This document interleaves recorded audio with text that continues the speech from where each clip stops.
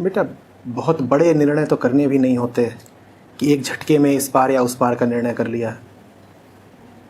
आदमी को लगातार चलते रहना होता है, प्रयोग करते रहना होता है, आगे के रास्ते अपने आप स्पष्ट होते जाते हैं। एक जगह बैठे बैठे तुम विचार करोगे कि दाएं जाएं बाएं जाएं ऊपर उड़े नीचे जाएं, तो कभी कुछ स्पष्ट नहीं होने का। कुछ करो तो कुछ स्पष्टता भी आए, कुछ करो तो पता चले कि इस राह में क्या मिल रहा है और उस राह में क्या मिल रहा है। जहां तुम बैठे हो वहां से तो तुम्हें सब राहें एक बराबर लगेंगी, चल के देखो तो पता चले कि अलग अलग राहों में अंतर क्या क्या है। पर तुम वो कर नहीं रहे जो तुम्हें करना है। तुम कर क्या रहे हो? तुम कहते हो तुम मेरे वीडियो सुनते हो, तुमने कहा दिन में 7 घंटे 8 घंटे सुनते हो। शायद मेरे वीडियो सुनकर तुम्हें ये लगता है कि तुम मेरे साथ हो, पर बात बिल्कुल उल्टी है अगर जरा सा गौर करोगे तो। मैं बोल रहा हूं, बोलना मेरा धर्म है, मेरा कर्म है। मैं बोल रहा हूं, उससे वीडियो बन रहे हैं। तो जब तुम मुझे देख रहे हो, तुम एक ऐसे व्यक्ति को देख रहे हो जो अपने धर्म का पालन कर रहा है। तुम एक कर्मशील मजदूर को देख रहे हो ना, जो दिन रात वो करने में लगा हुआ है, जो उसका धर्म है, कर्म है। ठीक है, तो तुम वीडियो नहीं देख रहे, तुम एक मजदूर आदमी को देख रहे हो जो मेहनत कर रहा है। और तुम क्या कर रहे हो? क्या तुम मेरे साथ हो? जब तुम मेरा वीडियो देख रहे हो तो मैं तो मेहनत कर रहा हूं, वो वीडियो ऐसे ही तो नहीं बन गया। मैं तो मेहनत कर रहा हूं, तुम क्या कर रहे हो?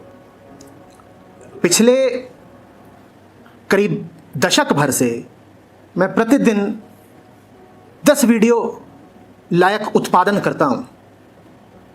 प्रतिदिन इतना बोलता हूं कि उससे 10 वीडियो बन सकें, और बनते हैं। कभी 10 कभी 5, और बोलता ही नहीं हूं, खाली नहीं बैठा हूं। वो जो वीडियो बनते भी हैं वो मैं ही बनवा रहा हूं। ये जो इतनी फौज लगी हुई है, इतने वॉलंटियर्स हैं, उनका नेतृत्व भी कर रहा हूं। और तुम कहते हो कि तुम मुझे सुन रहे हो। मुझे सुन रहे हो तो मुझसे क्या सीखा? मैं तो कर्मयोगी हूं, मैं तो लगातार कर रहा हूं। तुम क्या कर रहे हो? बताओ, तुम क्या कर रहे हो? और मैं भी जब करता हूं तो मुझे कोई पूर्ण स्पष्टता तो प्रतिपल होती नहीं कि यही ठीक है, यही ठीक है। जब नहीं पता होता क्या ठीक है तो मन में श्रद्धा रख के प्रयोग किए जाते हैं ना। प्रयोग करके उनका परिणाम देखा जाता है। परिणाम अनुकूल है तो आगे बढ़ते हैं, नहीं तो राह बदली जाती है। तो मैं तो ये सब कर रहा हूं, कर्म कर रहा हूं, प्रयोग कर रहा हूं। तुम क्या कर रहे हो? तुम कहते हो तुम 7-8 घंटा मुझे सुनते हो। तुमने अपनी समझ से शायद ये बात प्रेम पूर्वक बोली, पर एक शिक्षक होने के नाते ये बात मुझ पर करीब करीब एक आरोप है। तुमने मुझे सम्मान नहीं, इल्जाम दिया है कि इनको हम 7-8 घंटा सुनते हैं फिर भी हम ऐसे ही हैं। कुछ तो करो।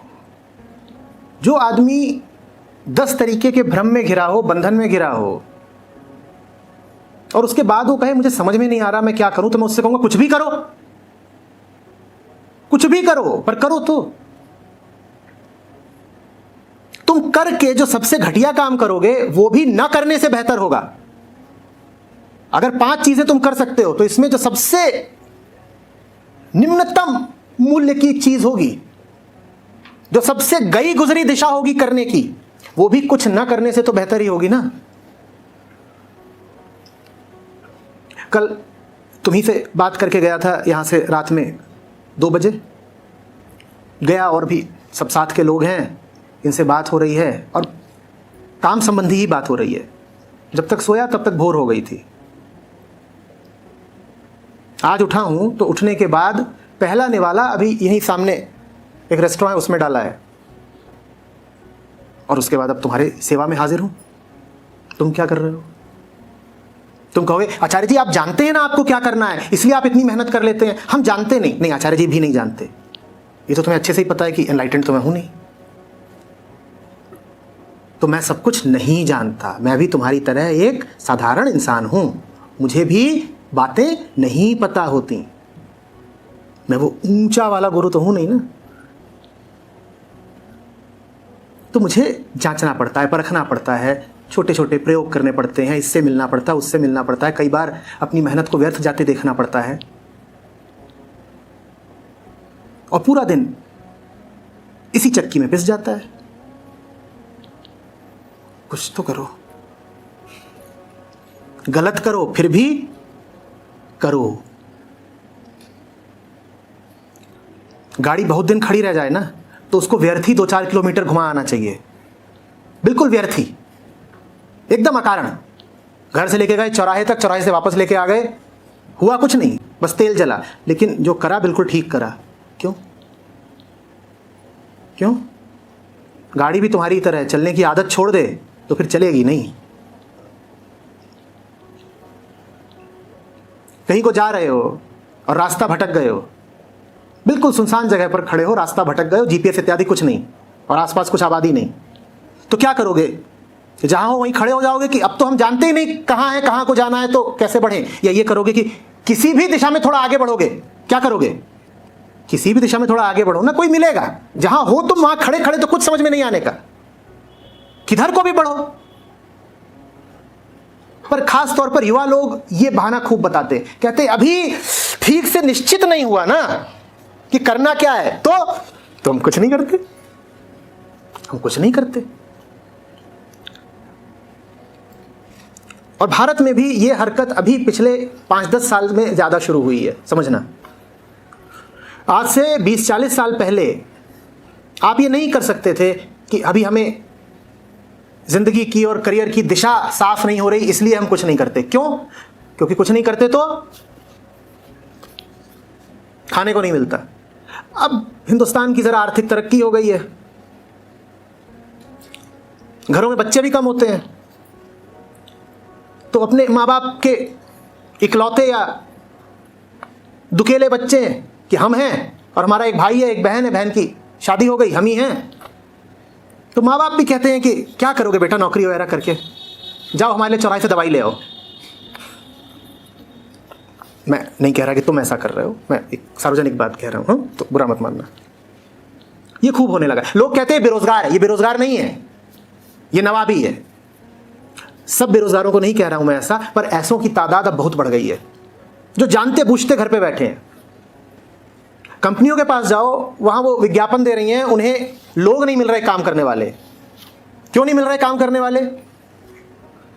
कहीं तनख्वाह बहुत कम है और काम बहुत कराते हैं। लखनऊ ही ठीक है, हम नहीं जाएंगे नोएडा गुड़गांव, लखनऊ वापस आएंगे हम। क्यों मियां? और जाएंगे और कंपटीशन की तैयारी करेंगे, सरकारी मिलनी चाहिए।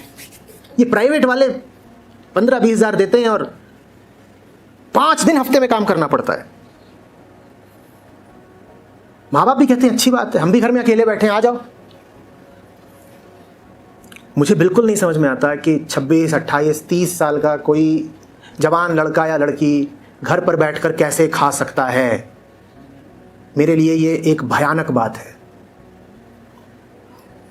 मैं तो भगत सिंह को जानता हूं, मैं राजगुरु को जानता हूं, जो 22 की उम्र में ही न जाने कहां पहुंच गए थे। तुम 26, 28, 30 के हो जाते हो और कहते हो अभी हमें कुछ समझ में नहीं आ रहा। और घर में माँ तो है ही, वो बढ़िया समय पे नाश्ता ले आती है, खाना ले आती है, बाप की उम्र भर की अर्जित संपत्ति भी घर पर है। अब कौन इस सुख को छोड़ करके जाए मेहनत करने कहीं पर? कुछ तो करो, भले उससे आमदनी ना हो तब भी करो, जवान हो इसलिए करो। और कुछ नहीं सूझ रहा करने को तो देशाटन कराओ, भारत भ्रमण करो, देश ही देख लो पूरा, पर घर पे तो मत बैठे रहो। कोई कला सीख लो, कोई खेल सीख लो, किसी कोर्स में नाम लिखा लो, कुछ ज्ञान अर्जित कर लो। ये चल क्या रहा है कि 6 साल से सरकारी नौकरी की कोशिश कर रहा है लड़का। मैंने किसी को आहत करने के लिए बातें नहीं बोली हैं, कई लोग मुझे काफी भेदक दृष्टि से देख रहे हैं। मैं सिर्फ एक सुझाव दे रहा हूं। आंतरिक पतन होने लगता है जब तुम अपने आप को बेरोजगार कहना शुरू कर देते हो, और वैसा ही पतन होता है उन गृहिणियों का जिनके ऊपर अब गृहस्थी की कोई खास जिम्मेदारी नहीं है, फिर भी वो घर पर ही बैठी हैं। मैं समझ सकता हूँ, आप काम कर रही थी, आप गर्भवती हो गई, 2 साल 4 साल के लिए आपके लिए संभव नहीं रहा काम करना, वो बात ठीक, उतना समझा जा सकता है। पर आप 40 वर्ष की हो चुकी हैं, बच्चे बड़े हो चुके हैं, अपनी अपनी ज़िंदगी देख रहे हैं, घर में ठीक ठाक रुपया पैसा है, आप मध्यम वर्ग से हैं या उच्च मध्यम वर्ग से हैं, घर में नौकर चाकर भी लगे हुए हैं, और सुबह 9 बजे से लेकर शाम के 8 बजे तक वास्तव में आपके पास कोई काम नहीं है, आपका बड़ा पतन होगा, ये खाली समय आपको लील जाएगा। मैं उन गृहिणियों के बारे में नहीं कह रहा जिनके पास वास्तव में आर्थिक तंगी है और जिन्हें घर के सारे काम स्वयं करने पड़ते हैं, तो गलत मत समझिएगा। मैं उनके बारे में कह रहा हूं जो 9 बजे 10 बजे के बाद खाली हो जाती हैं और फिर शाम तक कुछ नहीं है करने को, तो या तो सोना है या टीवी देखना है या फोन पर इधर उधर का कुछ व्यर्थ करना है काम। और बहुत तादाद है ना ऐसी गृहिणियों की। मैं बेरोजगार युवाओं और ऐसी गृहिणियों सबसे कह रहा हूं, कुछ करो। रिटायर हुए लोगों से भी कह रहा हूं, 58-60 की कोई बूढ़ी उम्र नहीं होती, और सरकारी नौकरी से निवृत्त होकर के तुम 60 में घर पे बैठ जाते हो, कभी 58 में घर पे बैठ जाते हो, जियोगे अभी 25 साल और, ये कर क्या रहे हो? ये भी मनोरोगी हो जाएंगे, इनका भी आंतरिक पतन होगा। और ये तीनों ही वर्ग टीवी भरपूर देखते हैं, रिटायर हुए लोग, घर बैठी गृहिणियां और तथाकथित बेरोजगार युवा, सब टीआरपी चल ही इनके दम पे रही है। जो मेहनत कश लोग हैं उनके पास कहां वक्त है? क्या बता रही थी? कुमकुम और भाग्य, ये सब देखने का। पर चल तो खूब रही है ना इस तरह की बीमारियां, कुमकुम भाग्य जो भी है, ये कौन चला रहा है इनको? टीआरपी देने वाले तो आप ही लोग हैं। न फैक्ट्री में काम करता श्रमिक कुमकुम देख रहा है, न सीमा पे लड़ता सैनिक कुमकुम देख रहा है, न खेत का किसान कुमकुम देख रहा है, न किसी संस्था का व्यवसायी कुमकुम देख रहा है। कौन देख रहा है ये सब? ये बहुत बड़ा क्षरण है युवा शक्ति का, नारी शक्ति का, मानव शक्ति का, और अगर आप राष्ट्रवादी हैं तो कहूंगा राष्ट्र शक्ति का। जनसंख्या का इतना बड़ा तबका बस खाली बैठा है और कुछ ना कुछ उसने बहाना खड़ा कर रखा है खाली बैठने का। क्या वास्तव में कॉलिंग सबको मिलती है अपनी लाइफ में? कॉलिंग माने क्या होता है? वो करना जो तुम्हारे बंधनों को तोड़े। बंधन है तो कॉलिंग को होना ही पड़ेगा ना, और कोई तरीका ही नहीं है। उपाय क्या है? कॉलिंग माने वो काम जो तुम्हारी मुक्ति में सहायक बने। ठीक है, याद रखोगे? कॉलिंग माने वो काम जो तुम्हारी मुक्ति में सहायक बने। कॉलिंग रुचि, रुझान, इंटरेस्ट, पैशन की बात नहीं होती। कॉलिंग आध्यात्मिक बात होती है। ऐसा काम करना है जिंदगी में जिसको करने से भीतर के सब बंधन कटें। ऐसे काम को करके जीविका कमानी है। तो आप लोग जो भी काम कर रहे हो उसके बारे में यही जांच लीजिए कि वो काम करने से आपके बंधन कटते हैं, शेष रहते हैं या और बढ़ जाते हैं। अगर आप जो कर रहे हैं वो करने से आपकी आंतरिक प्रगति भी हो रही है, मात्र पैसे ही नहीं आ रहे, मात्र जीविका ही नहीं चल रही, आंतरिक आजादी भी मिल रही है, तो फिर आप जो काम कर रहे हैं उसको कहा जाता है कॉलिंग, अन्यथा नहीं।